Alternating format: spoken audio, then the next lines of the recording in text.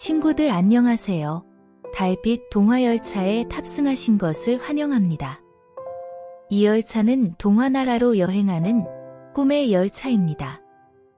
열차표 모두 끊으셨나요? 구독과 좋아요를 누르면 언제나 탈 수 있습니다. 눈을 감고 귀는 쫑긋하고 편안한 자세로 들어보세요. 오늘의 이야기는 그림 형제의 동화 충직한 존. 옛날 옛적에 아픈 노왕이 있었습니다. 그는 자신이 죽음의 침대에 누워있다고 생각했습니다. 그래서 그는 충신존을 불러오라고 말했습니다. 충신존은 왕의 가장 신뢰하는 하인이었고 평생 동안 왕에게 진실되었기 때문에 그렇게 불렸습니다. 그래서 충신존이 침대 곁으로 왔을 때 왕은 그에게 말했습니다. 충신존, 나는 내 삶의 끝이 다가오는 것을 느낍니다. 내가 걱정하는 것은 오직 내 아들뿐이야. 그는 아직 어리고 항상 자신을 어떻게 다뤄야 할지 알 수 없어. 내가 그에게 모든 것을 가르치고 보호자가 되어주겠다고 약속하지 않는다면 나는 평화롭게 눈을 감을 수 없을 거다. 그러자 충신존은 저는 그를 버리지 않고 내 생명이 달린 일이라 해도 그를 충실하게 섬기겠습니다. 라고 대답했습니다. 이 말을 듣고 노왕은 이제 나는 안심하고 평화롭게 죽을 수 있겠다. 고 말했습니다. 그리고 덧붙여 말했습니다. 내가 죽은 후 너는 그에게 성 안의 모든 방, 홀, 지하실과 그 안에 있는 모든 보물을 보여주어야 한다. 하지만 긴 복도의 마지막 방에 있는 황금 왕국의 공주의 그림은 보여주지 마라. 그 그림을 보게 되면 그는 그녀에게 빠져서 갑자기 기절할 것이고 그녀를 위해 큰 위험을 겪게 될 거다. 그러니 그를 그로부터 보호해야 한다. 충신존이 이에 대해 다시 한번 노왕에게 약속을 하자 왕은 더 이상 말하지 않고 베개에 머리를 기대고 죽었습니다. 노왕이 무덤에 안치된 후 충신존은 젊은 왕에게 죽음의 침대에서 아버지에게 약속한 모든 것을 말해주었습니다. 그리고 말했습니다. 저는 확실히 이 약속을 지킬 것이고 당신의 아버지에게 충실했던 것처럼 당신에게도 충실할 것입니다. 심지어 제 목숨이 걸린 일이라도 말이죠. 애도 기간이 지난 후 충신존은 젊은 왕에게 말했습니다. 이제 당신의 유산을 보실 때가 되었습니다. 저는 당신에게 당신 아버지의 궁전을 보여드릴 것입니다. 그러고 나서 그는 젊은 왕을 이곳저곳 데리고 다니며 모든 부와 화려한 거처를 보여주었습니다. 단지 위험한 그림이 걸려있는 방 하나는 열지 않았습니다. 그러나 그 그림은 문이 열릴 때 바로 보이도록 배치되어 있었고 너무나도 뛰어나게 그려져 마치 숨쉬고 살아있는 것처럼 보였으며 전 세계에서 더 매혹적이거나 아름다운 것은 없었습니다. 하지만 젊은 왕은 충신존이 항상 이 문만은 지나치는 것을 눈치챘고 말했습니다. 왜 이 문만은 저에게 열어주지 않나요? 충신존은 그 안에는 당신을 두렵게 할 무엇인가가 있습니다. 라고 답했습니다. 하지만 왕은 나는 궁전 전체를 봤고 이 방 안에 무엇이 있는지도 알고 싶습니다. 라고 말하며 문을 힘으로 열려고 했습니다. 그때 충신존이 그를 막고 말했습니다. 저는 당신의 아버지가 죽기 전에 이 방 안의 것을 보여주지 않겠다고 약속했습니다. 그것은 당신과 저에게 가장 큰 불행을 가져올 수 있습니다. 아니요, 젊은 왕은 답했습니다. 저는 들어가지 않으면 확실히 불행할 것입니다. 제 눈으로 직접 보지 않는 한 낮이나 밤이나 편히 쉴 수 없을 것입니다. 문을 열어주시기 전까지 여기를 떠나지 않을 겁니다. 그때 충신존은 다른 방법이 없다는 것을 깨닫고 무거운 마음과 한숨을 내쉬며 커다란 열쇠 묶음에서 열쇠를 찾아냈습니다. 문을 열고 들어가서 그가 앞에 서서 왕이 그림을 바로 보지 못하도록 가려줄 수 있을 것이라고 생각했습니다. 하지만 그게 무슨 소용이었을까요? 왕은 발끝에 서서 그의 어깨 너머로 그림을 보았습니다. 그리고 왕이 그 소녀의 초상화를 보았을 때 그것은 너무나도 화려하고 금과 귀중한 보석으로 빛나고 있어서 그는 기절하여 바닥에 쓰러졌습니다. 충신조는 그를 들어 그의 침대로 옮겼고 슬픔에 잠겨 생각했습니다. 불행이 우리에게 닥쳤습니다. 하나님, 이제 어떻게 될까요?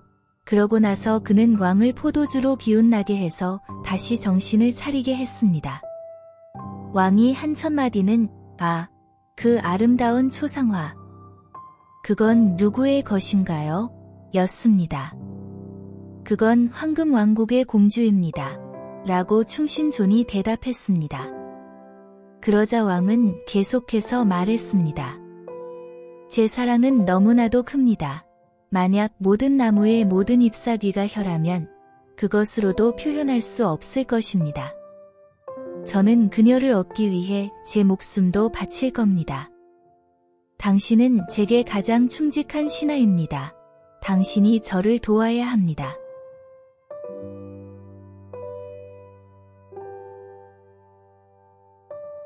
충신은 어떻게 일을 진행할지 오랫동안 고민했습니다.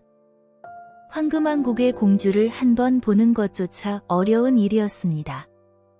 마침내 한 가지 방법을 생각해냈고 왕에게 말했습니다.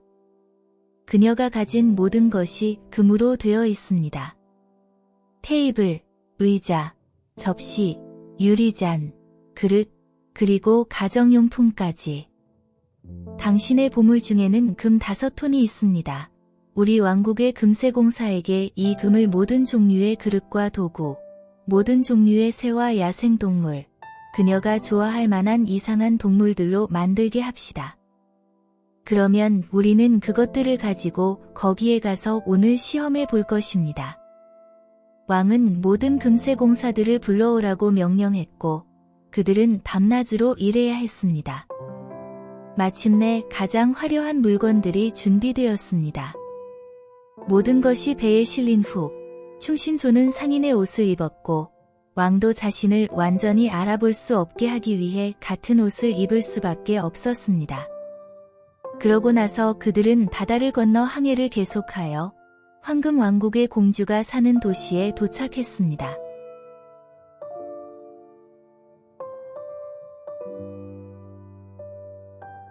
충신조는 왕에게 배에 남아 기다리라고 했습니다. 아마도 저는 공주를 데리고 올 수도 있습니다. 라고 그는 말했습니다. 그러니 모든 것이 준비되어 있는지 확인하세요. 황금 그릇들을 내놓고 배 전체를 장식하세요. 그러고 나서 그는 모든 종류의 황금 물건들을 앞치마에 담아 해안으로 가서 직접 왕궁으로 걸어갔습니다. 궁전의 안뜰에 들어서자 아름다운 소녀가 우물가에 서서 손에 황금 양동이 2개를 들고 물을 길고 있었습니다. 그리고 반짝이는 물을 퍼올리려고 돌아섰을 때 그녀는 낯선 사람을 보고 그가 누구인지 물었습니다. 그래서 그는 저는 상인입니다. 라고 대답하고 앞치마를 열어 그녀가 들여다보게 했습니다. 그때 그녀는 얼마나 아름다운 황금 물건들인가요? 라고 외치며 양동이를 내려놓고 하나하나 황금 제품들을 살펴보았습니다. 그러자 소녀는 말했습니다. 공주님이 이것들을 보셔야 해요. 공주님은 황금 물건들을 너무나도 좋아하셔서 당신이 가진 모든 것을 사실 거예요. 그녀는 그를 손에 이끌고 위로 올라갔습니다. 왜냐하면 그녀는 시녀였기 때문입니다. 왕의 딸이 물건들을 보았을 때 그녀는 완전히 기뻐하며 말했습니다. 이것들은 너무나도 아름답게 만들어졌어요. 저는 이 모든 것들을 당신에게서 사겠어요. 하지만 충신조는 말했습니다. 저는 부유한 상인의 하인일 뿐입니다. 여기 있는 물건들은 제 주인이 배에 가지고 있는 것들에 비하면 아무것도 아닙니다. 그것들은 금으로 만들어진 가장 아름답고 귀중한 물건들입니다. 그녀가 모든 것을 자기에게 가져다 달라고 하자 그는 말했습니다. 그것들이 너무 많아서 모두 가져오는 데는 많은 날이 걸릴 것이고 그것들을 전시하기 위해 너무 많은 방이 필요할 것이어서 당신의 집이 그것들을 수용하기에는 충분히 크지 않습니다. 그러자 그녀의 호기심과 갈망은 더욱 자극되었고 마침내 그녀는 말했습니다. 배로 나를 인도하세요.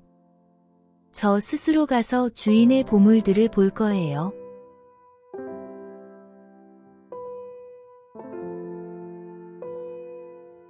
이에 충신조는 매우 기뻐하며 그녀를 배로 안내했고 왕이 그녀를 보았을 때 그녀의 아름다움이 그림으로 표현된 것보다 훨씬 더 크다는 것을 알아차렸고 자신의 마음이 둘로 쪼개질 것만 같다고 생각했습니다.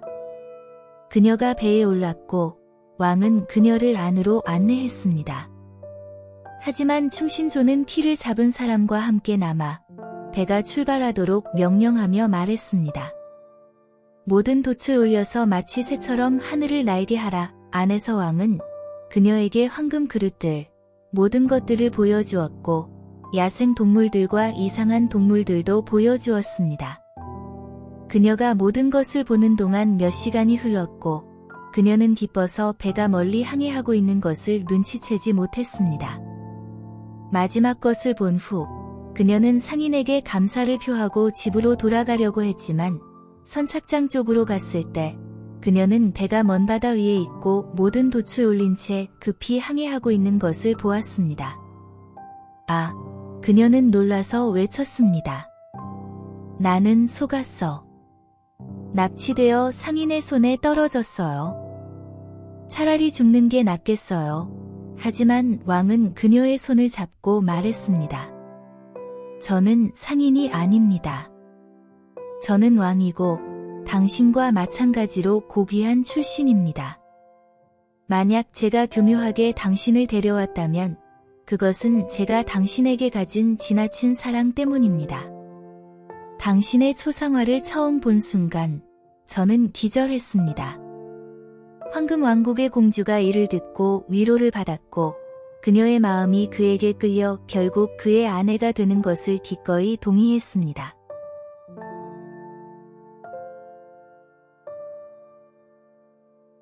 바다를 항해하던 중 충신존이 배의 앞부분에 앉아 음악을 연주하고 있었습니다.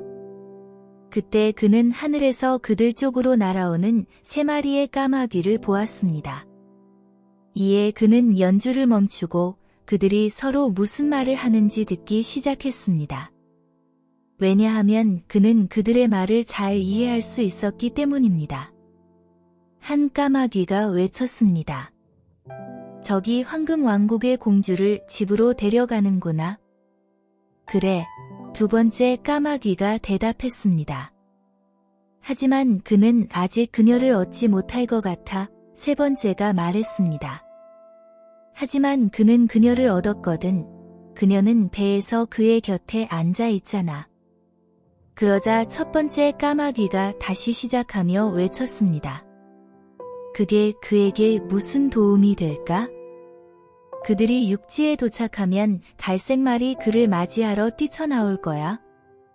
왕자는 그 말을 타고 싶어 할 건데 만약 그가 그렇게 한다면 말은 그를 태우고 달아나 하늘로 솟구쳐 올라갈 거야. 그리고 그는 다시는 그의 여인을 볼 수 없을 거야. 두 번째 까마귀가 말했습니다. 하지만 탈출 방법은 없나? 만약 누군가가 빠르게 말에 올라타고 그가 거기에 있는 활집에서 활을 찾아 말을 쏴 죽인다면 젊은 왕은 구원받을 수 있어.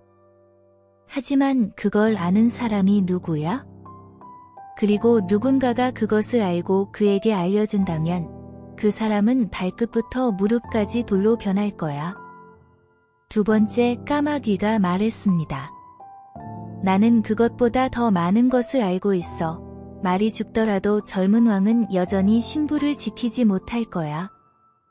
그들이 함께 성으로 들어갈 때 거기에는 금과 은으로 짠 것처럼 보이는 수공의 신부 옷이 한 접시에 놓여 있을 거야. 그러나 그것은 황과 피치에 불과하고 만약 그가 그것을 입는다면 그는 뼈와 골수까지 타버릴 거야. 세 번째가 말했습니다. 전혀 탈출 방법이 없나? 그래. 두 번째가 대답했습니다. 만약 누군가가 장갑을 낀 채로 그 옷을 잡아 불 속에 던져 태우면 젊은 왕은 구원받을 수 있어. 하지만 그게 무슨 소용이야? 그것을 아는 사람이 그에게 알려주면 그 사람의 몸은 무릎부터 심장까지 돌이 될 거야. 세 번째 까마귀가 말했습니다. 나는 더 많은 것을 알고 있어. 신부 옷이 태워진다 해도 젊은 왕은 여전히 그의 신부를 갖지 못할 거야.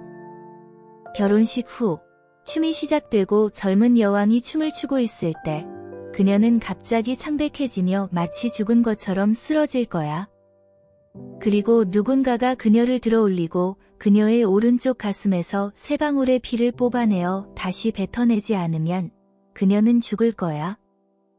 하지만 그것을 아는 사람이 그것을 말한다면 그는 머리 꼭대기부터 발바닥까지 돌이 될 거야.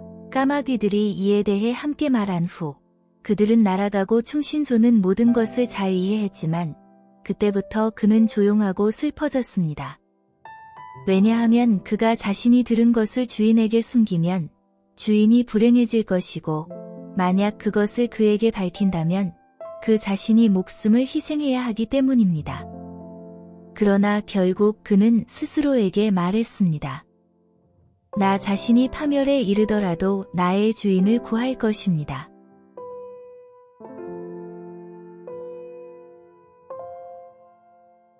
그래서 그들이 육지에 도착했을 때 까마귀들이 예언한 대로 모든 일이 일어났고 화려한 갈색말이 앞으로 달려나왔습니다. 좋아, 왕이 말했습니다. 그 말이 나를 내 궁전까지 태워다 줄 거야. 라며 타려고 했을 때 충신존이 그 앞으로 나서 빠르게 말에 올라타 활집에서 활을 꺼내 말을 쐈습니다. 그러자 왕의 다른 수행원들 중 충신존을 그리 좋아하지 않는 이들이 외쳤습니다. 왕을 궁전까지 태워다 줄 아름다운 말을 죽이다니 얼마나 수치스러운 일인가. 하지만 왕은 말했습니다. 조용히 하고 그를 내버려둬. 그는 내가 가장 신뢰하는 충신존이야. 이 일로 어떤 좋은 일이 생길지 누가 알아. 그들은 궁전 안으로 들어갔고 홀에는 접시가 하나 서 있었고 그 안에는 금과 은으로 만든 것처럼 보이는 신부 옷이 놓여 있었습니다. 젊은 왕이 그것 쪽으로 걸어갔고 그것을 잡으려고 했지만 충신존이 그를 밀쳐내고 장갑을 낀 채로 그것을 잡아 불 속으로 빠르게 들고 가 태웠습니다. 다른 수행원들은 다시 수군거리기 시작했고 말했습니다. 보아라, 이제 그는 심지어 왕의 신부 옷까지 태우고 있어. 하지만 젊은 왕은 말했습니다. 그가 어떤 좋은 일을 했는지 누가 알아. 그를 내버려둬. 그는 내가 가장 신뢰하는 충신존이야.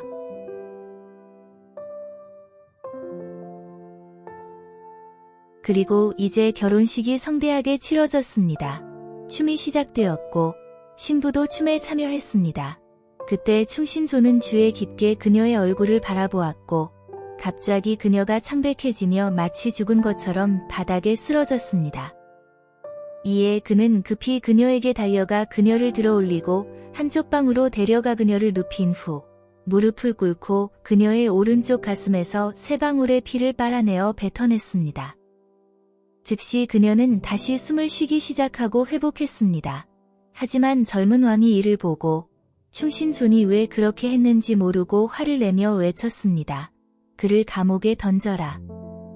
다음날 충신존은 유죄 판결을 받고 교수대로 끌려갔고 그가 높은 곳에 서서 처형될 예정이었을 때 그는 말했습니다. 죽음을 앞둔 모든 사람은 마지막으로 한마디를 할 권리가 주어진다. 저도 그 권리를 주장해도 될까요? 그래, 왕이 대답했습니다. 그것을 허락한다. 그러자 충신존은 말했습니다. 저는 부당하게 죄를 받았고 항상 당신에게 충실했습니다. 그리고 그는 바다에서 까마귀들의 대화를 듣고 어떻게 그 모든 일을 해야만 했는지, 그것이 모두 자신의 주인을 구하기 위해서였는지를 설명했습니다. 그때 왕이 외쳤습니다. 나의 가장 충실한 신하, 존, 나를 용서해줘. 그를 내려놓아라. 하지만 충신 존이 마지막 말을 할 때 그는 이미 쓰러져 숨을 거두고 돌이 되어버렸습니다.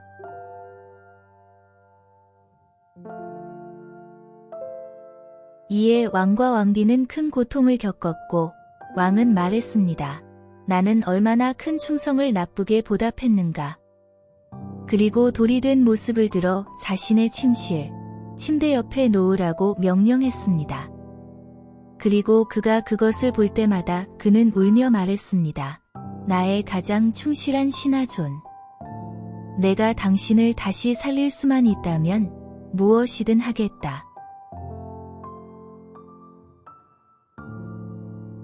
시간이 지나고 왕비는 쌍둥이 두 아들을 낳았고 그들은 빠르게 성장하여 그녀의 기쁨이 되었습니다. 한 번은 왕비가 교회에 간 날, 아버지가 두 아이와 함께 놀면서 앉아있을 때 그는 다시 돌상을 바라보고 한숨을 쉬며 슬픔에 차 말했습니다. 내가 당신을 다시 살릴 수만 있다면 나의 가장 충직한 신하, 존. 그때 돌이 말을 시작했고 말했습니다. 당신이 가장 소중히 여기는 것을 사용한다면 나를 다시 살릴 수 있습니다. 그러자 왕이 외쳤습니다. 당신을 위해서라면 세상의 모든 것을 줄 것입니다. 돌은 계속해서 말했습니다. 당신의 손으로 두 아이의 머리를 자르고 그들의 피를 나에게 뿌린다면 나는 다시 살아날 것입니다. 왕이 자신의 가장 소중한 아이들을 직접 죽여야 한다는 말을 듣고 놀랐지만 충신 존의 큰 충성심을 생각했고 그가 자신을 위해 죽었다는 것을 생각하며 검을 뽑아 자신의 손으로 아이들의 머리를 잘랐습니다. 그리고 그가 그들의 피로 돌을 문질렀을 때 돌의 생명이 돌아왔고 충신 존이 다시 한번 안전하고 건강하게 그 앞에 서 있었습니다. 그는 왕에게 말했습니다. 당신의 진실함은 보답받을 것입니다. 그리고 아이들의 머리를 다시 붙이고 그들의 피로 상처를 문질러 그들이 즉시 다시 온전해졌고 뛰어다니며 마치 아무 일도 일어나지 않은 것처럼 계속 놀았습니다. 그러자 왕은 기쁨으로 가득 찼고 왕비가 오는 것을 보고 충신존과 두 아이를 큰 찬장 안에 숨겼습니다. 그녀가 들어왔을 때 그는 그녀에게 말했습니다. 교회에서 기도했나요? 네, 그녀가 대답했습니다. 하지만 저는 계속 충신존을 생각했고 우리 때문에 그에게 어떤 불행이 닥쳤는지 생각했습니다. 그때 그는 말했습니다. 사랑하는 아내여, 우리는 그에게 다시 생명을 줄 수 있지만 우리의 두 작은 아들을 희생해야 합니다.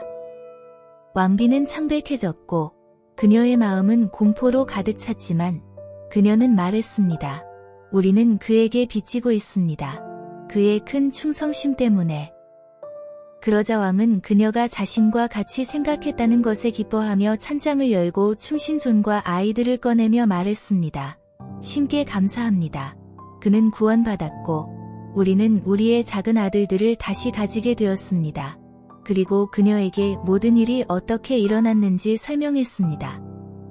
그러고 나서 그들은 죽을 때까지 많은 행복 속에 함께 살았습니다.